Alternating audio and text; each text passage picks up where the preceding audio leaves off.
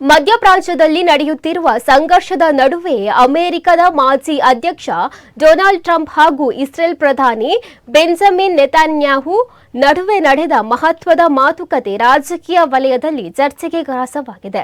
ಸುಮಾರು 1 ಗಂಟೆ ಕಾಲ ನಡೆದ ಈ ಚರ್ಚೆಯಲ್ಲಿ ಮಧ್ಯಪ್ರಾಚ್ಯದ ಯುದ್ಧ ಪರಿಸ್ಥಿತಿ, ಅಮೆರಿಕದ ಭವಿಷ್ಯ ಪಾತ್ರ ಹಾಗೂ ಇಸ್ರೇಲ್ನ ಮುಂದಿನ ತಂತ್ರಗಳ ಕುರಿತು ಸಮಗ್ರವಾಗಿ ಚರ್ಚೆ ನಡೆದಿರುವುದಾಗಿ ಮೂಲಗಳು ತಿಳಿಸಿವೆ. ಮಧ್ಯಪ್ರಾಚ್ಯದಲ್ಲಿ ಉದ್ವಿಗ್ನ ಪರಿಸ್ಥಿತಿ ಮುಂದುವರಿದಿರುವ ಹಿನ್ನೆಲೆಯಲ್ಲಿ ಇಸ್ರೇಲ್ ತನ್ನ ಸಾಮರ್ಥ್ಯದಿಂದಲೇ ಪರಿಸ್ಥಿತಿಯನ್ನು ನಿಭಾಯಿಸಬಲ್ಲದು, ಅಮೆರಿಕ ನೇರವಾಗಿ ತಲೆ ಹಾಕಬಾರದು ಎಂಬ ಅಭಿಪ್ರಾಯ ಮಾತುಕತೆಯ ವೇಳೆ ವ್ಯಕ್ತವಾಗಿತ್ತೆಂದು ವರದಿಯಾಗಿದೆ.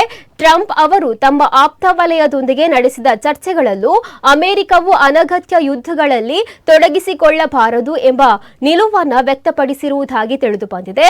ಇತ್ತ ನೆತನ್ಯಾಹು ಸರ್ಕಾರವು ಭದ್ರತಾ ವಿಚಾರದಲ್ಲಿ ಯಾವುದೇ ರೀತಿಯ ರಾಜಿ ಇಲ್ಲ ಎಂಬ ಸಂದೇಶವನ್ನು ಸ್ಪಷ್ಟಪಡಿಸಿದೆ.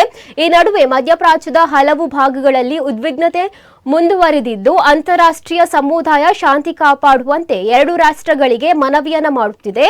ರಾಜಕೀಯ ವಿಶ್ಲೇಷಕರ ಪ್ರಕಾರ ಅಮೆರಿಕ ಹಾಗೂ ಇಸ್ರೇಲ್ ನಾಯಕರ ನಡುವಿನ ಈ ಮಾತುಕತೆ ಮುಂದಿನ ದಿನಗಳಲ್ಲಿ ಜಾಗತಿಕ ರಾಜಕೀಯದ ಮೇಲೆ ಮಹತ್ವದ ಪರಿಣಾಮ ಬೀರುವ ಸಾಧ್ಯತೆ ಇದೆ.